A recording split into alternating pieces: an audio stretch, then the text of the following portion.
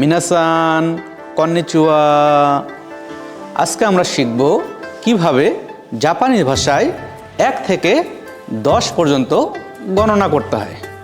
1 itchy itchy itchy, 2 নি নি নি, 3 সান সান সান, 4 ইয়ন ইয়ন ইয়ন, 5 গো গো গো, 6 রকু রকু রকু, 7 নানা নানা নানা, 8 হাচি হাচি হাচি, 9 খিউ খিউ খিউ, 10 জু জু জু।